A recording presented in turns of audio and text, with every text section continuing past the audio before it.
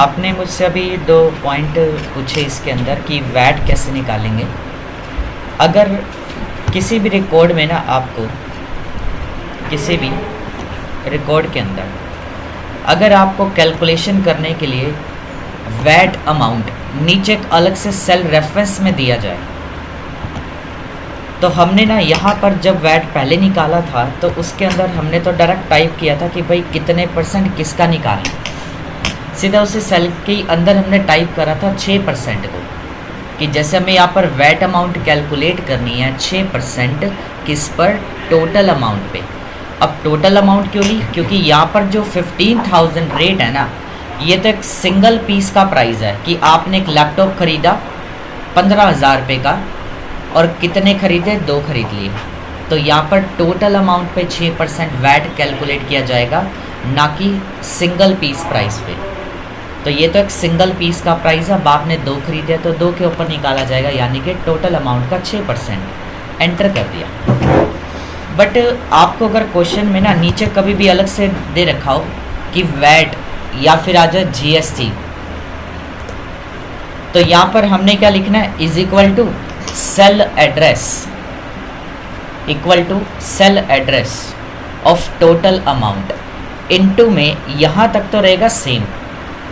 इसके बाद आपने जब नीचे से सेल से उठाओगे ना 6% को, चाहे तो सेल रेफरेंस पे आप सिंगल क्लिक कर दो टाइपिंग के दौरान, या फिर आप एड्रेस टाइप भी कर सकते हो। बट जैसे हम एंटर की प्रेस करके इसको मैं ड्रैग करता हूँ, कंट्रोल प्लस में D कर दिया मैंने ड्रैग करने के लिए। अब जैसे ही हमने ड्रैग करा आंसर में ना 0 आ गया। अब हम चाहते हैं कि यहाँ पर क्या आ जाए, अब सेम आंसर तो इसमें भी निकालना हमें 6%, पर यहाँ पर 0 क्यों आया, क्योंकि जब हम किसी सेल में फॉर्मूला अप्लाई करते हैं ना, तो यहाँ पर जब उसको फिर ड्रैग किया जाता है, तो जैसे मैंने यहाँ पर लिखा D2 और यहाँ पर लिख दिया मल्टीप्लाई बाय में A7 लिखा, तो ड्रैग करने पर यहाँ पर क्या दिखा देगा, D2 क्या हो जाएगा D3, या A7 हमारा A8 हो गया। तो नीचे यहाँ पर देखो A7 में 6% तो लिखा हुआ, तो एड्रेस तो चेंज हो जाएगा।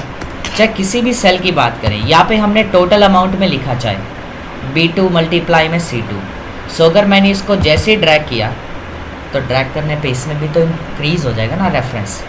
बट हम चाहते हैं कि यहाँ पर जो A7 वाला सेल रेफरेंस है ना, ये चेंज ना हो, ये फिक्स ही रह जाए ड्रैग करने पर भी, यानी कि इसको लॉक करना पड़ेगा। इस चीज़ को बोलते हैं एब्सोल्यूट सेल रेफरेंसिंग स्टाइल। तो किसी भी सेल रेफरेंस को अगर आपने फिक्स करना है, यानी कि लॉक करना है, या कह सकते हैं फ्रीज करना है, तो इस मेथड को हम एब्सोल्यूट सेल रेफरेंस स्टाइल बोलते हैं। तो क्या करना है, इसके लिए हमें A7 को लॉक करना है ना हमने, तो A7 के अंदर A का मतलब यहाँ पर कॉलम का नेम है और 7 का मतलब रो नेम। अब दोनों से पहले आपने क्या करना है, 1 बाय 1 आगे कर्सर क्लिक करना है और अपने कीबोर्ड से ना डॉलर का साइन टाइप करना है। मैंने टाइप कर दिया दोनों लेटर से पहले, A से पहले भी और 7 से पहले भी, दोनों पे डॉलर लग गए। या एक तरीका और भी होता है डॉलर को टाइप करने की बजाय, जिस भी सेल रेंज को आपने लॉक करना है, यानी कि उसको फ्रीज करना है, तो आप उस सेल रेंज के ऊपर सिंगल क्लिक कर दो। तो अभी मेरा कर्सर D2 पे है या A7 पे, तो A7 को ही लॉक करना है, तो ऑलरेडी A7 पे है। क्या अभी भी A7 पे है? अभी भी A7 पे है, चाहे मैंने राइट में रखा, चाहे बीच में, या A7 के लेफ्ट में है, तो A7 पे, चाहे बीच में, राइट में, चाहे लेफ्ट में रख दो A7 के। अब आप अपने कीबोर्ड से ना डॉलर साइन को टाइप करने के बजाय सीधा F4 बटन प्रेस कर देना। F4 फंक्शन बटन, जो ऊपर F1, F2, F3, F4 लिखा हुआ था। तो यहाँ पर मैं आप कीबोर्ड कनेक्ट कर लिया मैंने, देखो अब मैं सिंपल क्या कर रहा हूँ, F4 प्रेस कर रहा हूँ। प्रेस करते ही क्या हुआ, डॉलर्स लग गए। और आप में से अगर कोई लैपटॉप यूज़र है, अगर लैपटॉप यूज़र है और आपके सिस्टम में F4 की से नहीं हो पा रहा है, तो आपके सिस्टम में ना लैपटॉप्स पर कीबोर्ड में ना एक फंक्शन बटन बना हुआ होगा FN के नाम से, तो फंक्शन के साथ में वो की काम करेगी फिर, ठीक है, क्योंकि कीबोर्ड्स आजकल मल्टीमीडिया कीबोर्ड्स होते हैं और लैपटॉप्स पर मल्टीपल फीचर्स आपको देखने को मिल सकते हैं। एक ही बटन पर दो दो तीन तीन फीचर आ जाते हैं आजकल। तो उसका जो सेकेंडरी यूज़ है ना, वो फिर फंक्शन की के साथ होता है। तो हो सकता है कि आप में से कोई लैपटॉप पर यूज़ कर रहा हो, तो ऐसे में आपको फंक्शन बटन के साथ में F4 दबाना है। अगर आप एक नॉर्मल कीबोर्ड यूज़ कर रहे हैं तो आपको ओनली F4 बटन प्रेस करना है। प्रेस करते ही डॉलर्स अपने आप लग जाएंगे। और एक चीज़ का ये भी ध्यान रखना कि जब आप F4 के थ्रू डॉलर प्रिंट करा रहे हो ना, इसको लॉक करने के लिए, तो सिंगल टाइम प्रेस करना है F4।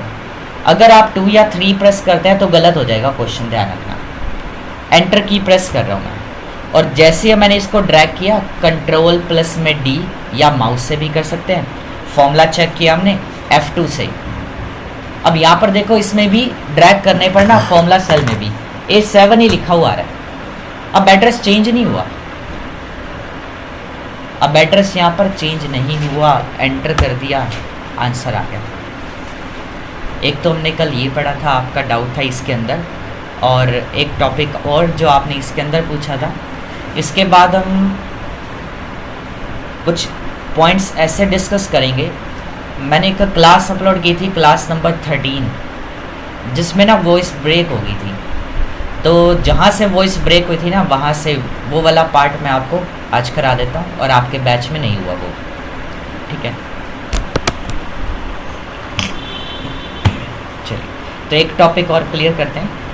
यहाँ पर हमारे पास कुछ कंट्रीज़ की पॉपुलेशन दे रखी है, आपने कल करा भी था इसको। उनको बोलना 2 मिनट तक आ रहे हैं। हर्ष, हर्ष है ना? 2 मिनट आ रहा हूँ, ठीक है। 2। अब यहाँ पर हमारे पास कुछ कंट्रीज़ का डेटा दे रखा है, जिसमें ईयर वाइज पॉपुलेशन बता रखी है कि भाई ईयर 2023 में, कि भाई ईयर 2023 के अंदर इंडिया या फिर इनमें से जो भी कंट्रीज़ हैं, इन सभी की पॉपुलेशन कुछ इतनी थी, जो कि नेक्स्ट ईयर बढ़ के कुछ इतनी हो गई। हमें यहाँ पर ना डिफरेंस कैलकुलेट करना है। हमें यहाँ पर एक डिफरेंस निकालना है कि अगर 2023 के अंदर पॉपुलेशन इतनी थी, तो भाई अगर नेक्स्ट ईयर बढ़ जाती है। अब क्वेश्चन में हेडिंग क्या दे रखी है? इंक्रीज और डिक्रीज के नाम से। तो हमने ये कल कैसे निकाली थी? अब इसमें हमने वैल्यू चाहे इंक्रीज हो रही है चाहे डिक्रीज हो रही है। एक पॉइंट आज और भी बताऊंगा इसके अंदर। अब मैंने अभी तक सिर्फ इसमें एक ही तरीका बताया था, आज सेकंड मेथड भी इसके अंदर पढ़ेंगे, इंक्रीज या डिक्रीज का। एक तो हमने पढ़ा था सिंपल इंक्रीज या डिक्रीज करना, कि अगर अमाउंट इंक्रीज हो रही है तो कितनी हो रही है। अब इसके लिए हम क्या करेंगे? डिफरेंस कैसे कैलकुलेट करेंगे? 2024 वाली ईयर में से माइनस कर देंगे 2023 वाली वैल्यू को, यानी करंट वैल्यू माइनस में प्रीवियस वैल्यू जो आपकी पुरानी वाली वैल्यू थी। 2023 माइनस 24 मत कर देना। आज एक बच्चा करके लाया हुआ था, सेल्फ प्रैक्टिस करके।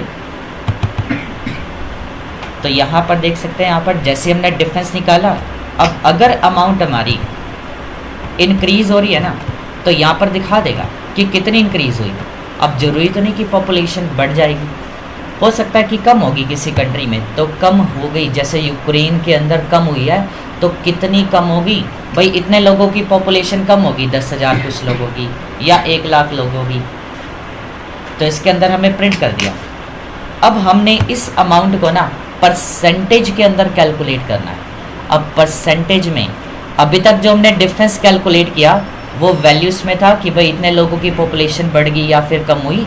अब इसी अमाउंट को परसेंटेज में निकालने के लिए equal to cell address of difference value, जो आपने डिफरेंस वैल्यू कैलकुलेट की यहाँ पर, उसका सेल रेफरेंस लिखेंगे पहले, देन डिवाइड बाय में यहाँ पर आपने इनिशियल वैल्यू लेनी है, जो आपकी बेस वाली वैल्यू है, पुरानी वाली, ठीक है। यहाँ पर हमने क्या करना है? Is equal to difference value divide में जो बेस वैल्यू आपकी पुरानी, उससे हमने इसको डिवाइड करना है, क्योंकि हमने उसी में से परसेंटेज निकालनी है। और इनटू में 100 लिख दो इसके बाद में। या फिर इनटू 100 टाइप करने के बजाय आप डायरेक्ट परसेंटेज का साइन भी लगा सकते हैं। एंटर कर दिया। अब यहाँ पर डिफरेंस कैलकुलेट होकर आ गया कि 13.12%। और इसको आप ड्रैग कर सकते हैं कि यहाँ पर कितने कितने परसेंट इंक्रीज़ हुई है, या अगर कम हुई परसेंटेज तो कितने परसेंट डिक्रीज़ हुई। यहाँ तक तो आपने कल कर लिया था। अब इसका एक दूसरा मेथड, अब इसके अंदर ना हेडिंग्स के अंदर चेंजेस आ जाते हैं कई बार। अभी तक जो मैंने आपको इसके अंदर रिकॉर्ड में हेडिंग्स लिख कर दिए ना, एक सिंपल हेडिंग्स है। अगर क्वेश्चन में हेडिंग के अंदर यहाँ पर असाइनमेंट के अंदर ये लिखा हुआ जाए, अभी क्या है, इंक्रीज और डिक्रीज, हमें यहाँ पे बोल रखा है कि इंक्रीज और डिक्रीज अमाउंट निकालनी है, यानी कि अगर अमाउंट बढ़ रही है तो इंक्रीज वाली भी आनी चाहिए, और अगर कम हो रही है तो डिक्रीज वाली ही दिखाए। यानी कि आंसर हमें यहाँ पर देखो नीचे नेगेटिव में भी दिखा रहा है, अगर माइनस में जा रहा है तो माइनस का साइन तो नहीं हटा हुआ, दिखा रहा है ना यहाँ पर हम चाहते हैं कि यहाँ पर हमें तो अब माइनस का साइन ना हटाना है। तो ये चीज़ कब हटाते हैं हम, अगर क्वेश्चन में यहाँ पर लिखा हुआ जाए एब्सोल्यूट, अगर क्वेश्चन में हेडिंग के अंदर एब्सोल्यूट लिखा हुआ था ना वर्डिंग के अंदर, तो आपने ये जो डिफरेंस कैलकुलेट किया ना, अब इसमें आपने क्या करना है, एबीएस का फंक्शन लगाना पड़ेगा एब्सोल्यूट का। एब्सोल्यूट का एक फंक्शन भी होता है एबीएस के नाम से। इस फंक्शन का यूज़ किस लिए करते हैं हम, अगर आपने कोई कैलकुलेशन करनी है पॉजिटिव कैलकुलेशन में, यानी कि अगर आपने कोई कैलकुलेशन करी और अगर अमाउंट नेगेटिव में भी जा रही है, यानी कि माइनस में भी जा रही है ना, तो उस अमाउंट को प्लस में यानी कि पॉजिटिव में ही शो कर देगा। एंटर किया हमने, और जब ड्रैग किया फिर से, तो यहाँ पर आप देख सकते हैं कि नेगेटिव वैल्यू को भी कन्वर्ट करना हो जब हमें पॉजिटिव वैल्यू के अंदर, और जब आप फंक्शन को टाइप भी करेंगे इसके अंदर, डेफिनेशन में भी पढ़ सकते हैं, return the absolute value of A number in number without its symbol, तो बिना सिंबल के दिखा देगा आपको वैल्यू। सो यहाँ पर नेगेटिव वैल्यूज़ को भी पॉजिटिव में कन्वर्ट करने के लिए हम एबीएस फंक्शन का यूज़ करते हैं, बाकी सब कुछ सेम रहेगा, जो कि जिस भी टाइप की आप कैलकुलेशन कर रहे हैं यहाँ पर। इसके बाद आता है सर इसमें परसेंटेज का साइन लगाएं, किसके अंदर, नहीं यहाँ पर इसमें क्यों लगाएंगे, आगे वाले समझे नहीं, बाद में 13% आया रिजल्ट आया, उसको लगाना है कि नहीं लगा तो रखा है यहाँ पर परसेंट का साइन, तो अब क्यों लगाएंगे, हमें सिंबल प्रिंट ही नहीं करना तो क्यों करेंगे, वो बोलेगा तो ही करेंगे, और क्या, पहले नहीं करना कुछ भी ऐसे आपको। और अब एक चीज़ और भी देखेंगे, देखो अब क्वेश्चन में यहाँ पे तो बोल दिया कि भाई एब्सोल्यूट वैल्यू निकालनी है, बट इसमें तो नहीं बोला था।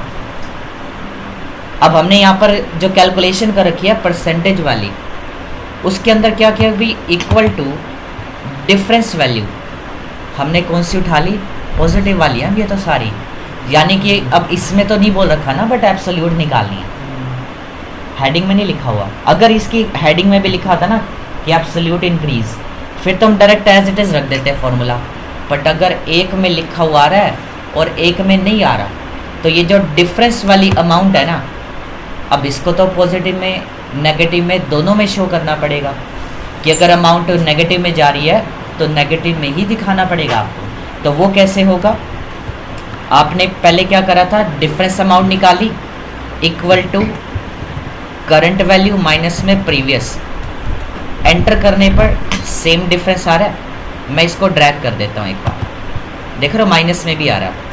अब हम चाहते हैं कि इस अमाउंट की ना कैलकुलेशन करनी है परसेंटेज के अंदर, यानी इस अमाउंट को परसेंटेज में निकालना है।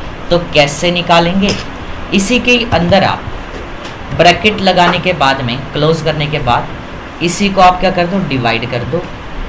किससे डिवाइड करेंगे, आपकी जो बेस वैल्यू है इनटू 100 या परसेंटेज का साइन।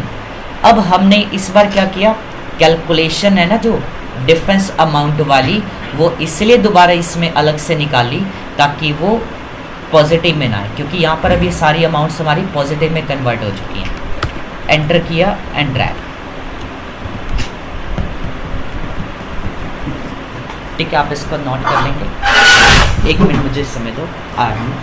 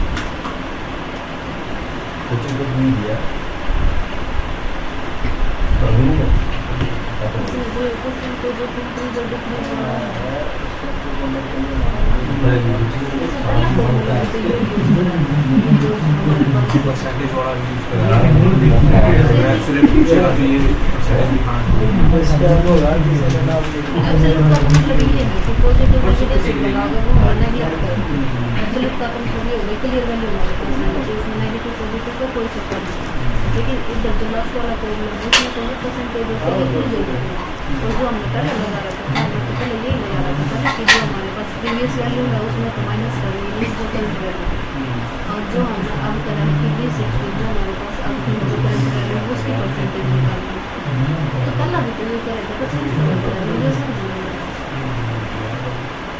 इसमें तो चलो जो पहला करा था वो हाँ तो फिर हम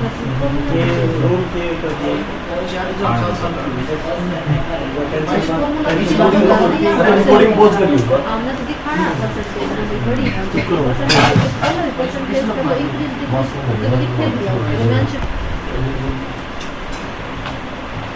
हाँ जी, मुझे ये समझ नहीं आया परसेंटेज ऑफ इंक्रीज और डिक्रीज करना था इसमें एब्सोल्यूट को लगाया ना फिर हमने फॉर्मूला किसके अंदर एब्सोल्यूट नहीं लगाया? परसेंटेज इंक्रीज और डिक्रीज में पहले इसमें क्यों लगाएंगे? यहाँ पर ABSS की हेडिंग में है ही नहीं। है नहीं, वो तो बात ठीक हाँ है जी। लेकिन जो हमने पहले फॉर्मूला यूज किया था फिर हमने इसमें चेंज किया क्यों? क्योंकि ये वाली जो वैल्यू है ना अब हमारी, अब ये पॉजिटिव वैल्यू में कन्वर्ट हो चुकी है, इस Positive वजह में से convert अब अगर आप इसको उठाओगे वो तो ऑटोमेटिकली तो पता simple- है कि एब्सोल्युटली निकल गया तो पॉजिटिव वैल्यू सारी तो फिर इसका मतलब ये भी पॉजिटिव आएंगी, पर इसमें तो एब्सोल्यूट नहीं बोल रखा ना इस कॉलम के अंदर। हाँ जी। तो आपकी अगर ये वाली वैल्यू है जो हाँ। माइनस में जा रही है, ये भी तो पॉजिटिव में हो जाएगी, जिससे क्वेश्चन गलत हो जाएगा आपका। अब आपने तो इसमें पॉजिटिव दिखानी नहीं, अगर पॉजिटिव में है तभी तो दिखाओगे ना, बट अगर कोई अमाउंट नेगेटिव में जा रही है तो नेगेटिव में शो करोगे आप। आपने यहाँ पर क्या करा, एब्सोल्यूट करते हैं मैं दोनों को अलग अलग कर देता हूँ। ठीक है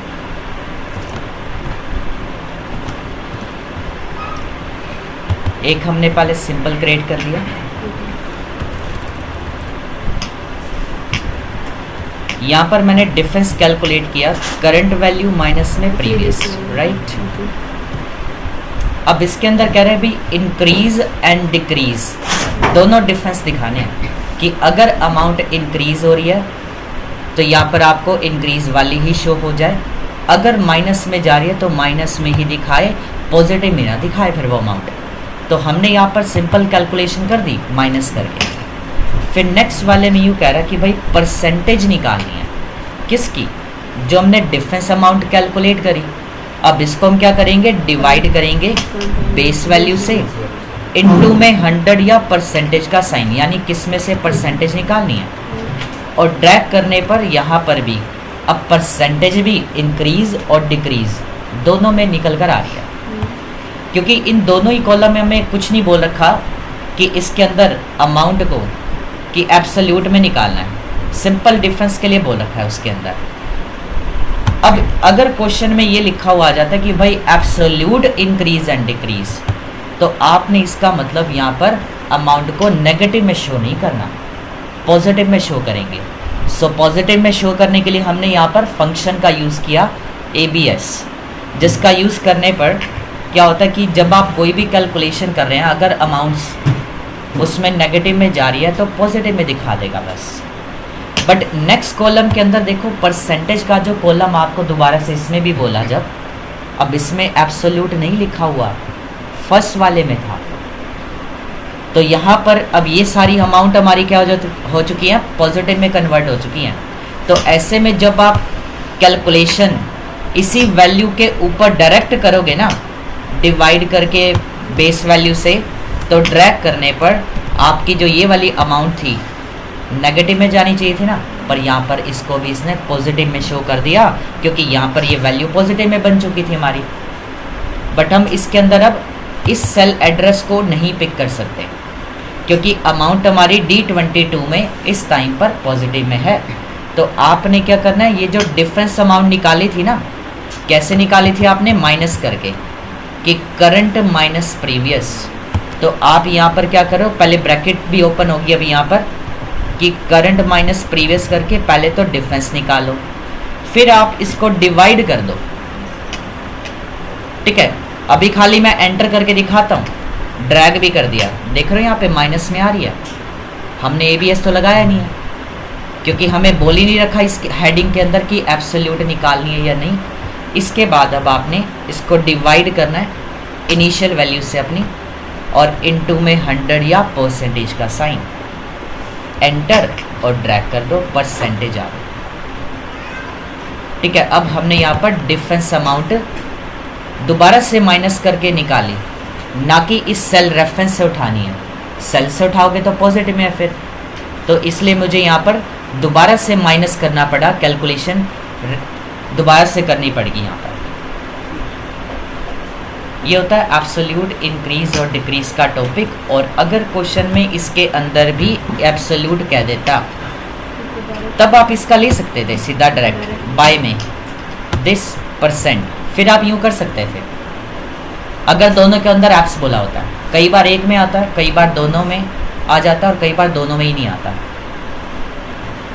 ठीक है, इसके ऊपर टोटल 3 तरीके से आते हैं। ये वाला जो टॉपिक है 3 तरीके से आता है, तीनों में से कोई भी आ सकता है। नेक्स्ट,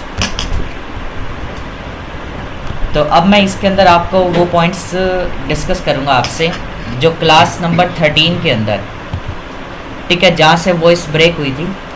कुछ वो ऑप्शंस हैं और 1-2 कुछ डिफरेंट भी हैं। तो फंक्शन का नेम है काउंट फंक्शन। तो टॉपिक है हमारे पास काउंट, काउंट ए और काउंट ब्लैंक। कैसे यूज़ करना है, अब इसको बनाने के लिए ना सबसे पहले आपने यहाँ पर क्या करना है, कुछ आइटम्स का नेम लिख लेना है। यहाँ पर हमने कुछ आइटम्स का नेम लिखा, और साथ में टोटल वाले कॉलम में ना मैंने कुछ सेल्स में तो वैल्यू यानी कि एक न्यूमेरिकल फॉर्मेट में डेटा टाइप किया, और कुछ सेल्स में मैंने यहाँ पर सिंबल भी लिख दिया, तो कुछ में मैंने ब्लैंक भी रखा, और कुछ में मैंने टेक्स्ट फॉर्मेट में भी टाइप कर दिया कि आउट ऑफ स्टॉक। अब काउंट फंक्शन का यूज़ क्या होता है, पहले हम काउंट कर लेते हैं। यहाँ पर कह रहा है काउंट द टोटल, आपको काउंट करना है इसके अंदर। ठीक है, अब काउंट फंक्शन का काम क्या होता है, मैंने यहाँ पे फंक्शन पहले टाइप किया इज इक्वल टू काउंट। अब इसकी आप डेफिनेशन भी चेक कर सकते हैं, जब भी कोई फंक्शन आप लगाते हैं तो उसकी डेफिनेशन भी नीचे आपको दिखा देगा। अब यहाँ पे कह रहा है count the number of cells, count the number of cells in a range that contain numbers, यानी कि काउंट फंक्शन का काम क्या होता है कि किसी भी गिवन डेटा रेंज में से ना आपको काउंटिंग करके बताता है। कौन से सेल्स की काउंटिंग करके बताएगा? जिसके अंदर न्यूमेरिकल डेटा हमने फिल कर रखा है, यानी न्यूमेरिकल सेल्स रेंज की काउंटिंग करके देगा। मैंने यहाँ पर रेंज जो सिलेक्ट किया है, अब इस गिवन रेंज में से ना, ठीक है, जितने भी ब्लैंक सेल्स हैं ना तो उसकी काउंटिंग करेगा, ना तो अल्फ़ाबेटिकल सेल की काउंटिंग करता है काउंट फंक्शन, ना ही किसी सिंबॉलिक टेक्स्ट की, ना ही किसी मिक्स ऑफ लेटर्स की।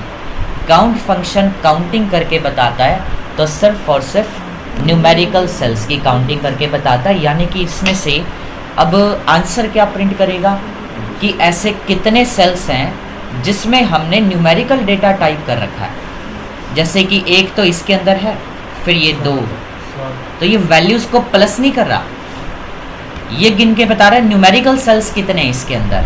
तो एंटर करने पर टोटल ऐसे 7 सेल हैं जिसके अंदर हमने न्यूमेरिकल डेटा टाइप कर रखा है। आप चाहे काउंट कर सकते हैं। इसमें हमने फंक्शन का नाम लिखना है और रेंज देना है, सिर्फ नोट कर सकते हैं आप इसको।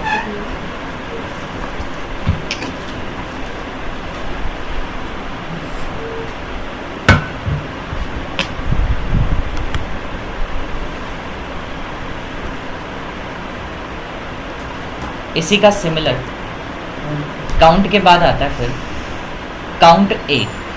काउंट ए का मतलब यहाँ पर काउंट ऑल है except empty cells. Count A function में क्या होगा, मैंने यहाँ पर टाइप करा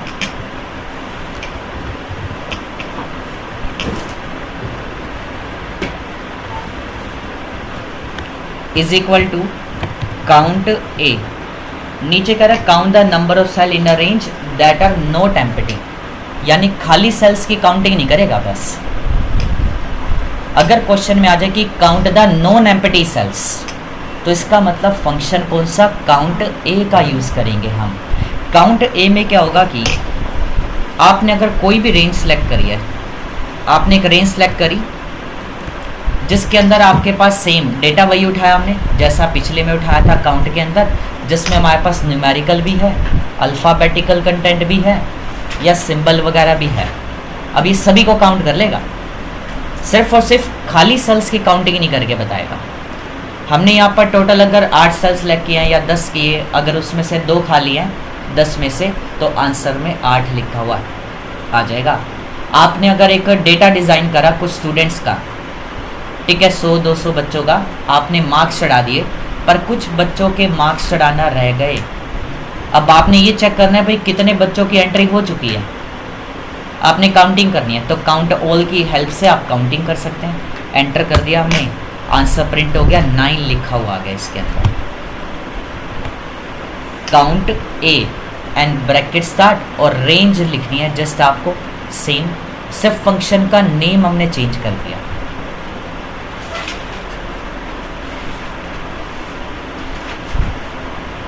थर्ड आता है काउंट ब्लैंक का,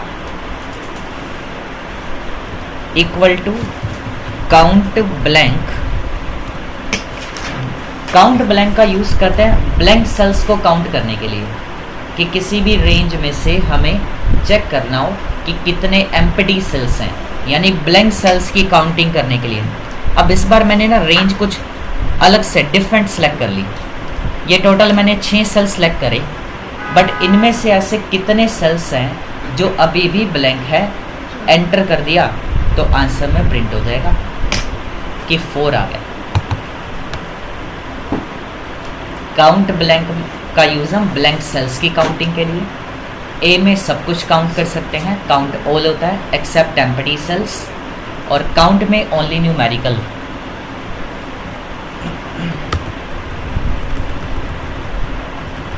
इसके बाद क्वेश्चन है नेक्स्ट।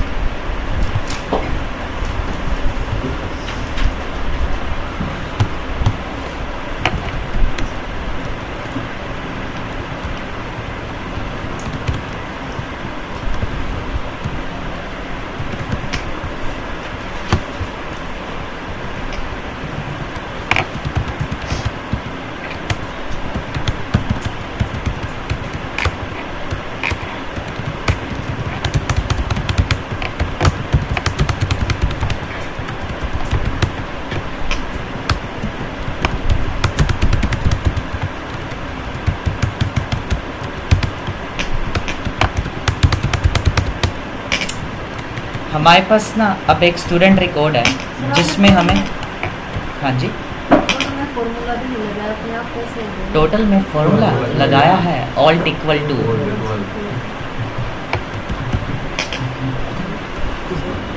टैब से आगे जाते पीछे आ रहे हैं, शिफ्ट प्लस टैब से पीछे जाएंगे। ये शॉर्टकट्स की प्रैक्टिस होती है ऐसी। अब इसके अंदर देखो हमें ना एक कैलकुलेशन करनी है, किसके ऊपर, टॉपिक का नेम है count if. Count if function का यूज़ बता रहा हूँ, 3-4 एग्जांपल्स दे देता हूँ इसमें मैं कि क्या यूज़ है इसका अलग अलग तरीके से। अगर हमें ये काउंट करना हो कि साइंस के सब्जेक्ट में टोटल ऐसे कितने बच्चे हैं जिनके मार्क्स 80 या 80 से अबव है, अगर हमने किसी भी सेल रेंज में अगर काउंटिंग करनी हो, फिर चाहे डेटा हमारा न्यूमेरिकल है, चाहे अल्फ़ाबेटिकल है या मिक्स ऑफ लेटर्स है, अगर हमें काउंटिंग करनी है किसी भी डेटा रेंज के ऊपर कि इनमें से, जैसे हमारे पास यहाँ पर साइंस के कॉलम में चेक करना है कि टोटल ऐसे कितने बच्चे हैं जिनके मार्क्स 80 या 80 से अबव हैं, तो equal to count if bracket लगाएंगे। देन इसके अंदर सबसे पहले आपको उस रेंज को सिलेक्ट करना है जिसमें आपने काउंटिंग करनी है। देन फिर कोमा लगा के अब इसमें ना आपको क्राइटेरिया भी सेट करना पड़ेगा, क्योंकि हमने इसके अंदर कंडीशन भी दे दी, काउंट के साथ में इफ़ लगा दिया कि काउंट करे इफ़ रेंज में। पहले रेंज बतानी पड़ेगी कि किस रेंज के अंदर काउंटिंग करनी है और किस चीज़ की काउंटिंग करनी है।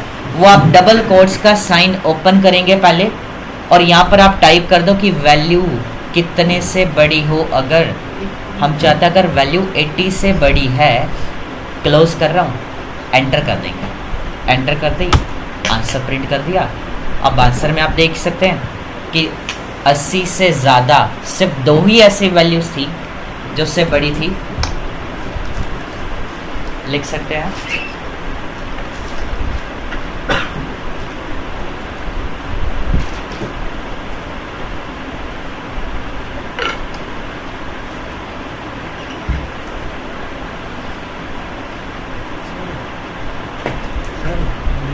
तो इसमें डबल कोटिंग क्यों नहीं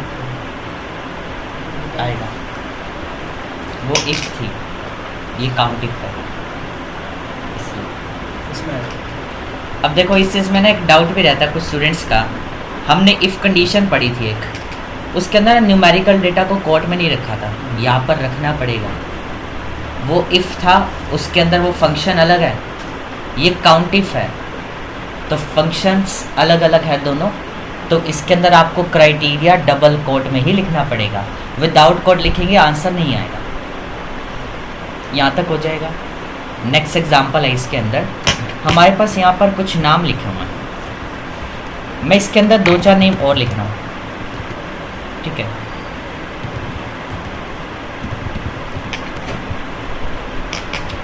मुझे यहाँ पर काउंटिंग करनी है किस चीज़ के ऊपर कि हमारे पास जैसे अब रेंज है आइटम्स, सॉरी यहाँ पर नेम्स लिखे हैं कुछ बच्चों के, मुझे चेक करना भी ऐसे टोटल कितने स्टूडेंट्स हैं जिनका नाम रमन है, यानी कि रमन नेम से कितने स्टूडेंट्स हैं, काउंटिंग करनी है।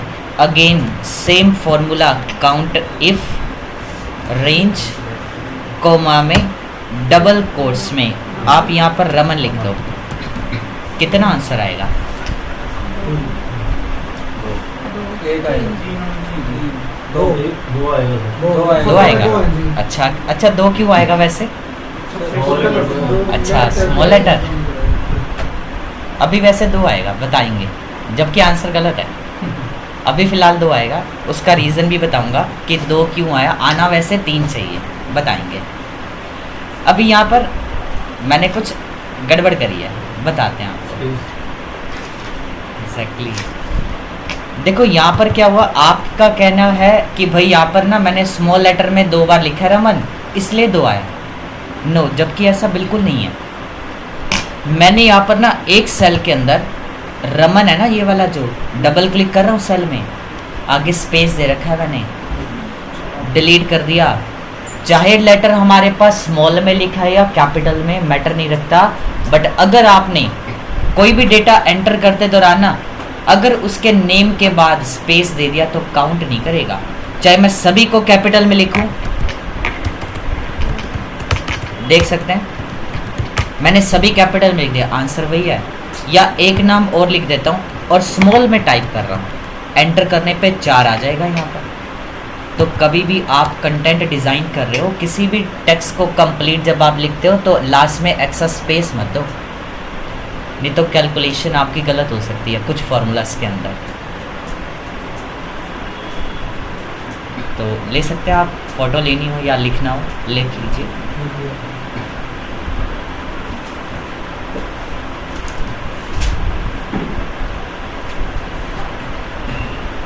कीबोर्ड से सेल सेलेक्ट कैसे करते हैं आप? इससे कीबोर्ड से नहीं बता पाएंगे अभी, उसके लिए थोड़ी सी और पहले बेसिक क्लियर होगा तो आप थोड़ा सा कर सकते हैं। उसके अंदर थोड़ा सा समय लगता है उसके अंदर शॉर्टकट्स पर आने का, तो स्विच होने के लिए थोड़ा आपको एक्स्ट्रा टाइम चाहिए। अभी आपके ऊपर भी बर्डन होगा कि भाई डिस्क्रिप्टिव भी करना। ओल्ड की से आते हैं, यस। डन। यहाँ तक एक एग्जांपल और दे देते हैं आपको।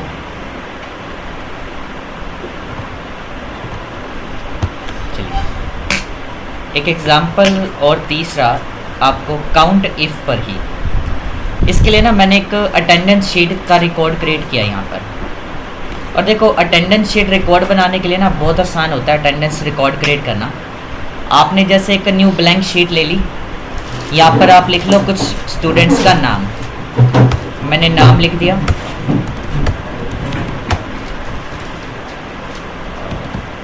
नाम लिखने के बाद अब यहाँ पर हमें क्या लिखना है, अटेंडेंस शीट के लिए अब डेट लिखनी है। टोटल ना आप यहाँ पर 7 डेज का डेटा डिज़ाइन करना। और अगर आपने यहाँ पर कोई भी जब डेट लिखनी हो शॉर्ट डेट के अंदर, मैंने एक डेट लिखी स्लैश लगा के 1 by 1, एंटर करने पर यहाँ पर जो वैल्यू थी ना वो डेट में कन्वर्ट हो जाएगी। सो अगर मैं यहाँ पर लिखता हूँ 2 by में 1 तो यहाँ पे 2 जनवरी हो जाएगा। ऐसे ही मेरे को टोटल 7 डेज का डेटा डिज़ाइन करना है। आप पूरे मंथ का मत क्रिएट करना, ठीक है। टोटल 7 डेज का कंटेंट रेडी करना है आपने। आपने क्या करना है, सिर्फ एक ही डेट लेनी है और उसके बाद कॉर्नर पॉइंट से आप इसको ड्रैग कर दो।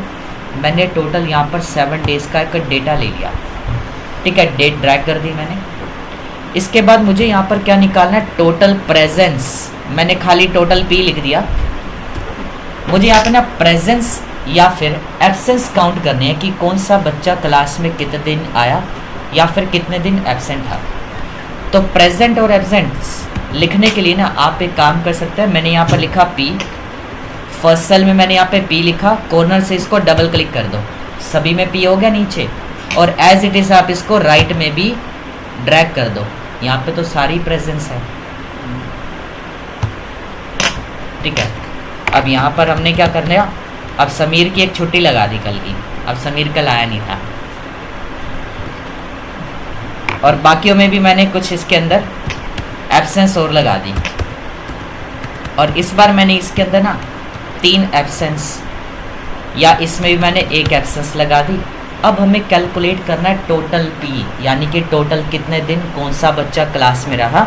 तो इसके लिए भी आपने क्या करना है, काउंट इफ, और उसके बाद आप यहाँ पर रेंज कोमा में डबल कोट्स का साइन लगाएंगे और पी चाहे स्मॉल में लिखो या कैपिटल में, bracket close, range comma criteria. Enter की प्रेस कर रहा हूँ, आंसर प्रिंट हो गया यहाँ पर। ऐसे ही आप एब्सेंस भी निकाल सकते हैं, प्रेजेंस भी निकाल सकते हैं, या किसी भी चीज़ की आपने काउंटिंग करनी है। फिर चाहे कंटेंट आपका न्यूमेरिकल है चाहे अल्फ़ाबेटिकल है, दोनों कैलकुलेट कर सकते हैं। सर ये सीक्वेंस में मेरा अगर चेंज हो गया आगे मंथ, हाँ जी, ऐसे भी होता है? नहीं, ये सब में होता है जनवरी डेट वाला? हाँ जी, ये सभी का डिफ़ॉल्ट फीचर है डेट का। क्या करना है? आप सिंपल आपने क्या करना है, अगर कोई भी डेट आपको चाहिए, जैसे 1 से लेकर 5 तक डेट चाहिए, आप पूरी, ठीक है, सीरीज चाहिए आपको, तो जो भी आपको डेट चाहिए ना, आप उस डेट को लिखने के बाद, जैसे मैंने करंट डेट ले ली यहाँ पर, मैं ड्रैग कर रहा हूँ राइट में। अगर आपके स्क्रीन पर ऐसे हैश आ जाए ना, तो आप क्या करो, फॉर्मेट पे जाके ऑटो फिट विड्थ कर देना, ताकि डेट उसमें फिट हो जाए। जैसे आपने 1 जनवरी लिखा तो इसके भी क्या करा था? मैंने यहाँ पर 1 by 1 शॉर्ट डेट में चाहिए तो 2 डिजिट लिखना, जो भी डेट आपको जो सी वैल्यू रखनी है, स्लैश लगा के लिख देना। मुझे यहाँ पर लिखना और फिर उसको है ड्रैग 1 जून, मैंने 1 by 6 लिखा, 1/6 और टैब दबा के वापस इसी पे आता है। ड्रैग करने पर सारे सेम हो जाएंगे, आपके बढ़ जाएंगे, इंक्रीज हो जाएंगे। 1// लगा के लिखनी है आपको वैल्यू, 0 अपने आप लग जाएगा। 0। फिर आपने एक पॉइंट पूछा था सर आपने कि भाई मेरे सिस्टम में ना जनवरी, या मैंने जब जैन लिखा या हमने जब मार्च लिखा तो ड्रैग करने पर ना सेम ही आ रहा है। अब ऐसा क्यों आएगा? अगर आपने कंट्रोल के साथ ड्रैग किया ना, जैन फैब है चाहे डेज नेम है, ये इसके ना डिफ़ॉल्ट सीरीज़ है जो इसका अंदर पहले से इनबिल्ट फीचर होता है। अब आप कंट्रोल के साथ करोगे तो वो सेम कर देगा वो फिर। अब जो चीज़ें डिफ़ॉल्ट फीचर वाली है ना, इसको आप कंट्रोल के साथ यूज़ मत करो। अब देखो इंक्रीज़ हो रही है, विदाउट कंट्रोल आपने ड्रैग करना है मंथ्स के नेम, कंट्रोल यूज़ करोगे तो सभी में सेम आ जाएगा। डेट पे भी ऐसे ही हो जाएगा फिर कि आपने लिख दिया और कंट्रोल के साथ ड्रैग कर रहे हो तो सारी की सारी डेट बिल्कुल सेम आ जाएगी, बिल्कुल इंक्रीज़ नहीं होगी फिर वो। मैंने आपको बताया था सिर्फ वैल्यू को आप, जब भी कोई वैल्यू आप 1 पॉइंट इंक्रीज़ करना चाह रहे हो ना ड्रैग करने पर, तब आपने कंट्रोल का यूज़ करना है। अदरवाइज़ और कहीं पे तो मैंने बताया ही नहीं था। बाकी सभी में तो विदाउट कंट्रोल हर जगह पे चला था, यहाँ पर सिर्फ यहाँ पर मैंने कंट्रोल के साथ यूज़ किया। और इसमें भी मैंने फिर वो भी चेंज करा दिया ऑप्शन कि नेक्स्ट सेल में ना आप 2 लिखकर दोनों वैल्यूज़ को एक साथ ड्रैग कर दो, कंट्रोल भी यूज़ नहीं करना पड़ेगा। अगर आपको लॉन्ग रेंज में चाहिए ना 1 to 100 तक चाहिए तो आप कंट्रोल यूज़ मत करो, नेक्स्ट सेल में 2 लिख कर ड्रैग करो। फिर वो एक होता है 4-5 तक चाहिए होती है तब कंट्रोल का यूज़ कर लो चाहे, अदरवाइज मत करना। नेक्स्ट,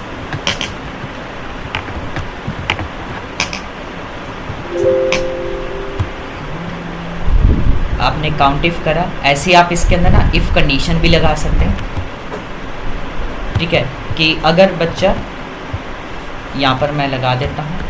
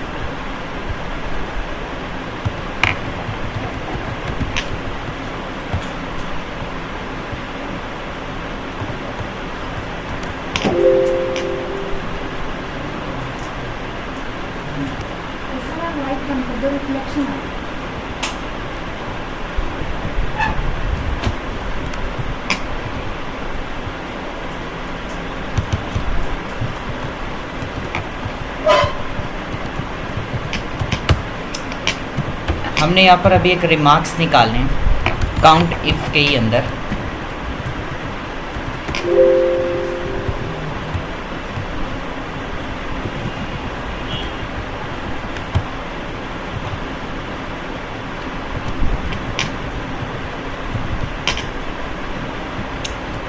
मैं सिर्फ एक ही एंट्री कर देता हूँ। अच्छा,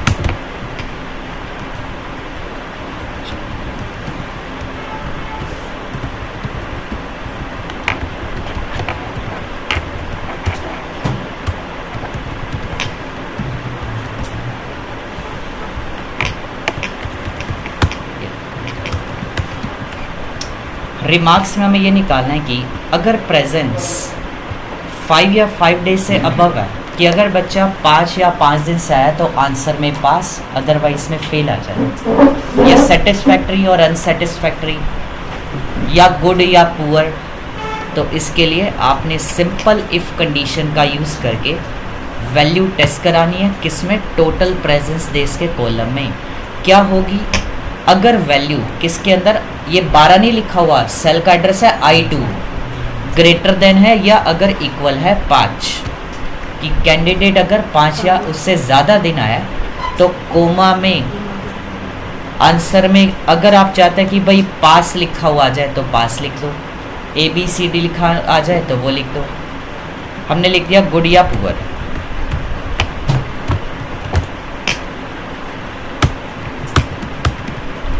और अगर मैंने इसके अंदर एब्सेंस लगा दी कुछ में, तो आंसर में यहाँ पे प्रिंट हो गया इसके अंदर। अगर हम चाहते हैं कि यहाँ पर कि अगर कोई भी बच्चा क्लास में, कि जैसे हमने यहाँ पे पहले प्रेजेंस एब्सेंस निकाली इसके अंदर, अब निकालने के बाद हमें यहाँ पे काउंट करना है, और सॉरी यहाँ पे एक कंडीशन सेट करनी है कि अगर बच्चा 5 या 5 दिन से ज़्यादा है ना, तो हमने रिमार्क्स के अंदर गुड या पुअर, पास या फेल प्रिंट कराना है। तो उसके लिए हमने इफ़ कंडीशन का यूज़ करके, जैसे आपने पहले भी पढ़ा हुआ है सिंपल इफ़ कंडीशन, उसमें हमने टोटल मार्क्स लिए थे 300 से ज़्यादा होने पर पास, अदरवाइज में फेल। यहाँ पे बस गुड और पुअर है। यहाँ पर वैल्यू भी हमारे पास 5 है, वहाँ पे 300 थी। सारा फॉर्मूला सेम है आपका। ज़्यादा 4 ही होंगे, 5 क्या चीज़ 4 ज़्यादा है? परसेंट 4 ही। पर्सन 4 होने से क्या मतलब? वो Present- यहाँ पे तो काउंटिंग आपकी प्रेजेंस एब्सेंस की आ रही है ना। प्रेजेंस 4 ही है सर। प्रेजेंस 4 ही है। इधर भी तो रिकॉर्ड है ना एक। सर ये पूरी जो आपने फॉर्मूला लगाया ये ठीक है, लेकिन जो इसमें ग्रेटर देन का सिग्नल है, हाँ जी, और मान लीजिए अगर हम गुड और पुअर में ये लगा दें कि गुड आएगा तो 5 आएगा, पुअर के 7 एक मिनट आप बोलो, वो शटर की साउंड की। हमने ये कंडीशन लगाई है इफ I2 ग्रेटर देन और इक्वल टू 5, या तो ग्रेटर देन को हम गुड के साथ इन्वर्टेड कोमा में भी तो ले सकते हैं, पहले भी तो नहीं ले सकते। नहीं ले सकते। पहले इससे पहले लिया हमने कंडीशन में काउंट इफ में हाँ जो जी, लिया था इसमें नहीं कर सकते। वो काउंट अलग है, सभी फंक्शंस का अलग क्राइटेरिया होता है। आप एक दूसरे की चीज़ें मिक्सअप नहीं कर सकते। जो चीज़ इसकी बनी हुई है सेटिंग वैसी ही रहती है। हम अगर डिज़ाइन कस्टमाइज़ कर सकते तो फिर तो दिक्कत ही क्या है। और ये कर सकते हैं जैसे गुड है, अगर 5 सिस्टम हमारे हिसाब से नहीं चलेगा, ये सिस्टम इसमें सभी फीचर सेट है पहले से, आप चेंजेस नहीं कर सकते। I agree.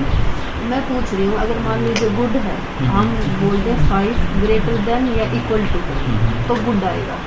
उसके बावजूद हम पुअर में लिख दें 3 से लेस देन या इक्वल टू, तो 4 वाले पे आंसर नहीं आएगा, ध्यान रखना। फिर 4 पे नहीं आएगा, लेकिन नहीं कंडीशन आएगा। तो कर दो- जाएगी ना सेटिस्फाई। बिल्कुल बिल्कुल, ठीक। यस।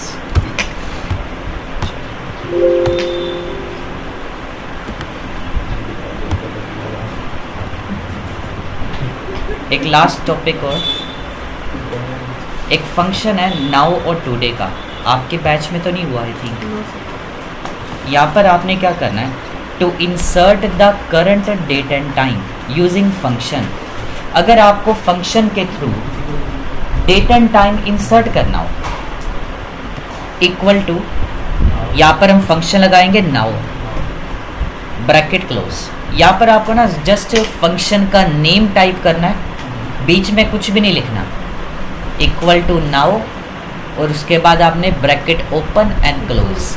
एंटर की प्रेस करते ही डेट और टाइम दोनों लिखी हुई आ जाएगी। अगर क्वेश्चन में ऐसा कुछ कह दे कि insert the current date without time, तो आपने क्या करना है, टुडे का फंक्शन यूज़ करना है। और जब आप फंक्शन के थ्रू ये कैलकुलेशन कर रहे हैं, इस तरह से प्रिंट करा रहे हैं डेट या टाइम, अब हमें बाई चांस याद नहीं है कि भाई किससे डेट या किससे टाइम आई थी, फंक्शन लिखते दौरान यहाँ पर आपको देखो प्रिंट कर रहा है रिटर्न द करंट डेट, और जब आप नाउ लगाएंगे तो दोनों चीज़ें दिखाएगा, date and time, both options आ जाएंगे। आ गए यहाँ पर to insert the current date using function. अब ये हमने फंक्शन के थ्रू डेट को इंसर्ट किया या टाइम को लिया। एक शॉर्टकट कमांड भी होती है, जब आप अपने कीबोर्ड से ना कंट्रोल के साथ में सेमीकोलन बटन पर प्रेस करते हैं, ये कमांड होती है डेट इंसर्ट करने के लिए। करंट डेट इंसर्ट करने के लिए आप एक शॉर्टकट की का भी यूज़ कर सकते हैं, बट अगर क्वेश्चन में आपको फंक्शन बोल रखा है ना, तो वहाँ पे आप शॉर्टकट की मत यूज़ कर लेना, गलत हो जाएगा आपका पॉइंट। डिफरेंस आपको बताता है कि क्या डिफरेंस है दोनों के बीच में। मैंने यहाँ पर ना नीचे वाले सेल में यहाँ पर कंट्रोल के साथ जैसे ही सेमीकोलन दबाया, डेट क्या हुआ, इंसर्ट होगी, लिखी हुई आ गई ना, एंटर कर दिया।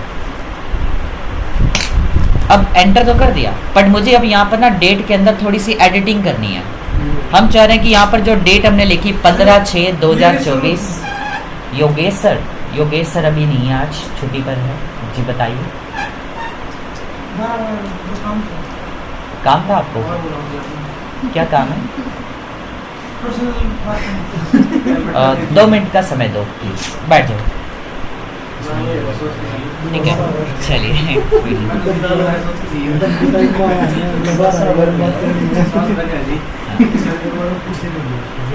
हाँ जी, कौन से वाला? Now today. नाउ में नाउ लगाना है, बस ब्रैकेट पैरेंथेसिस ब्रैकेट में क्लोजिंग कर दो इसकी। टुडे में टुडे लिखना है बस। चलिए, यहाँ पर मैंने क्या करा, डेट इंसर्ट करी यूजिंग शॉर्टकट कमांड। लेफ्ट में जो डेट या टाइम्स है ना, वो हमने यूजिंग फंक्शन करे। दोनों में एक डिफरेंस है। अगर आपको फंक्शन के थ्रू बोला है तो नाउ या टुडे, अगर आपको वैसे कहता है भाई इंसर्ट करनी है डेट या लिखनी है, तब आप चाहे टाइप करो या फिर आप शॉर्टकट की से करो। ठीक है, वो दोनों चीज़ें तो सेम है, पर फंक्शन बोला है तो फंक्शन की जगह पे फंक्शन, शॉर्टकट या टाइप मत कर देना, गलत होगा पॉइंट। अब डिफरेंस देखते हैं क्या है। मुझे यहाँ पर जो डेट लिया ना मैंने शॉर्टकट के थ्रू, हमें इसमें ना 15 की जगह 25 डेट करनी है। मैंने डबल क्लिक कर दिया, एडिट करके 25 करा, एंटर, होगी चेंज। यहाँ पर मैं जब डबल क्लिक करूँगा तो क्या आप चेंज कर पाएंगे? एडिट करने पर क्या दिखाता है? फंक्शन दिखाता है आपको। ये एडिटेबल नहीं होती, आप इसके अंदर चेंजेस नहीं कर सकते, क्योंकि इस फंक्शन का यूज़ होता है किस लिए? Current date and time display करने के लिए जो आपके सिस्टम में चल रही है। यानी कि अब अगर आप इस फाइल को सेव करके अब नेक्स्ट डे या 1 महीने बाद, 2 महीने बाद, 10 साल बाद देखेंगे ना, तो उसी दिन की डेट या टाइम दिखाएगा जो आपके सिस्टम में चल रही हो। या अगर आप अपने कंप्यूटर में 10 साल पीछे का दो टाइम, आप फाइल को ओपन करके देखना, 10 साल पीछे का दिखा देगा अपने आप ही। ये हमेशा आपको उस लेटेस्ट डेट एंड टाइम को शो करेगा जो सिस्टम में चल रहा होगा, डेट एंड टाइम। अगर आपके सिस्टम में डेट एंड टाइम गलत है तो वही दिखाएगा वो, तो इंटरनेट टाइम नहीं, सिस्टम टाइम आपको शो करेगा यहाँ पर। सर कंट्रोल प्लस सेमीकोलन से टाइम नहीं आएगा? कंट्रोल प्लस सेमीकोलन से डेट इंसर्ट होती है, एंटर कर दिया। इसमें आप चेंजेस नहीं कर सकते। हमने अभी ये जो डेट थी देख रहे हो, यहाँ पे अपने आप चेंज होगी, टाइम अपने आप अपडेट होता रहता है इसके अंदर। अब नेक्स्ट डे आके देखेंगे तो डेट भी आपको चेंज की हुई मिलेगी। फिर ये दोनों के बीच में डिफरेंस है। ठीक है, तो इसके अंदर एक और टॉपिक वैसे रह गया था डेट फॉर्मेटिंग का, वो हम कल की क्लास में करेंगे। ठीक है, कल का सुबह बुला लो सर। बता देते हैं, 1 मिनट नहीं